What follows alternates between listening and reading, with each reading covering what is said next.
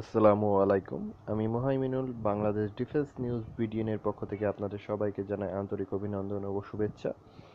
আজকে আমরা যে বিষয় নিয়ে আলোচনা করব সেটা হলো বাংলাদেশের পরবর্তী long range maritime fighter jet সু-30 এসএমইর বিষয়ে।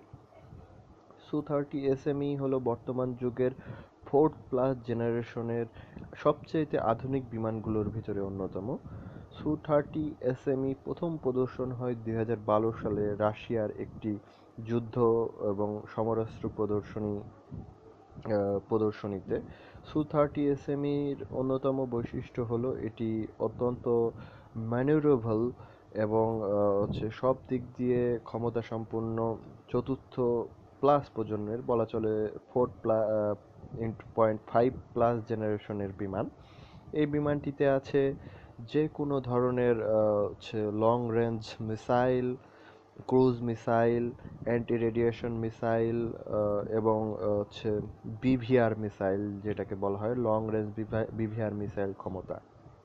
এছাড়াও ডগ ফাইটে বিশেষ পারদর্শী সু-30 এসএমইতে রয়েছে 400 কিলোমিটার পর্যন্ত ভূমিতে দেখার জন্য সুপার এসআর রাডার, যেটাতে 500 কিলোমিটার দূর পর্যন্ত যে কোনো টার্গেটকে দেখা যাবে, 100টি টার্গেটকে লক্ষ্য করা যাবে এবং একই সাথে 4টি টার্গেটকে লক করা যাবে। 15টি টার্গেটকে একই পর্যায়ে পরবর্তীতে লক করে তার অনুযায়ী ব্যবস্থা নিতে পারবে বিভিন্ন ধরনের মিসাইল বা বোমা বর্ষণের মাধ্যমে। সু-30 এসএমই সিঙ্গেল এবং ডাবল সিটের ভ্যারিয়েন্টে পাওয়া যায়।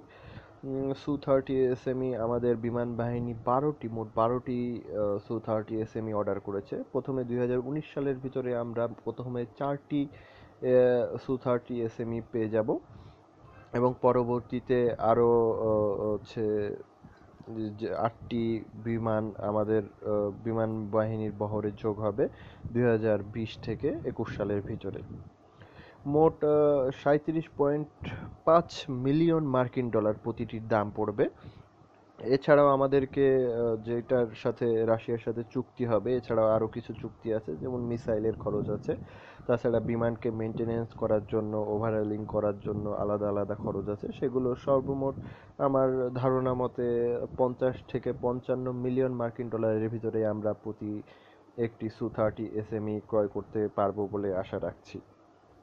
সু-30 এসএমইর আগেকার যে সু-30 এমকেআই বা এমকেকে এসএমই ভার্সন ছিল, সেখান থেকে অনেক আপডেট করা হয়েছে। সু-30 এসএমইতে সাধারণত ইউরোপীয় বা ওয়েস্টার্ন মেকানিজম ব্যবহার করা হয়েছে। এর এভিওনিক্স এবং বিমানের ভিতরে ককপিটের যে দৃশ্য, সেগুলো সব কিছুই নতুন করা হয়েছে। এছাড়াও সু-30 এসএমইতে আছে আকাশ থেকে আকাশে রিফুয়েলিং করার ব্যবস্থা। আকাশ থেকে আকাশে এটা রিফুয়েলিং করা যাবে। আমাদের বিমান সি-130 হারকুলিক্স থেকে আমরা এই রিফুয়েলিং করতে পারবো। এই রিফুয়েলিং এর ফলে আমরা আমাদের যেই রেঞ্জ, সু-30 এসএমইর রেঞ্জ সাধারণত 3000 কিলোমিটার, মানে এটি 3000 কিলোমিটার উঠতে সক্ষম।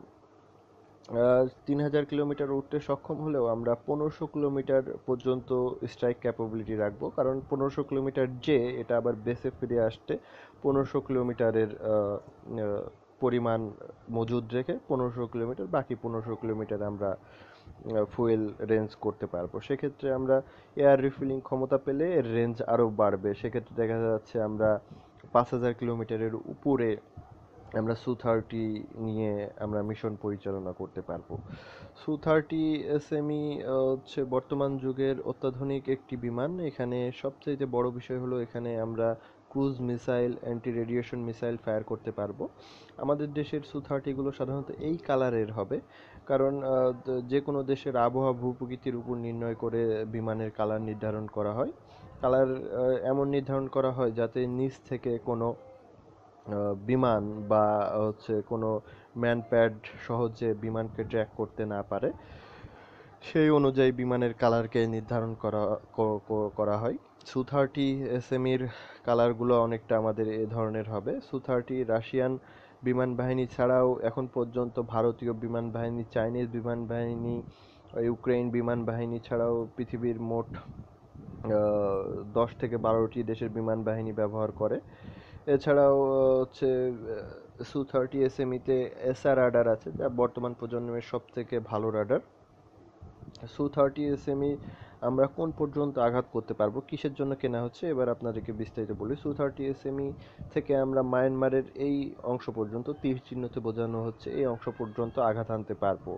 আমাদের কক্সবাজারে যে বিমান ঘাঁটি আছে, বিমান হচ্ছে এয়ারপোর্ট আছে, সেখান থেকে শুরু করলে আমরা মিয়ানমারের যেই রাজধানী আছে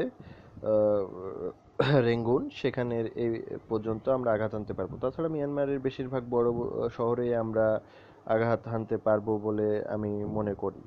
সু-30 SME দিয়ে আমাদের সমুদ্র সীমারও নিরাপত্তা বিধান করা সম্ভব। আমাদের সমুদ্রের যেই সমুদ্র সীমা আছে, সেখানে প্রায় 1500 থেকে 2000 কিলোমিটার পর্যন্ত আমরা আমরা আমাদের মেরিটাইম সাপোর্টের মাধ্যমে এই অভিযান চালাতে পারবো এবং আমাদের আকাশ সীমাকে, আমাদের সমুদ্র সীমার আকাশ সীমাকে আমরা পুরোপুরি শত্রুমুক্ত রাখতে পারবো বলে আশা করি।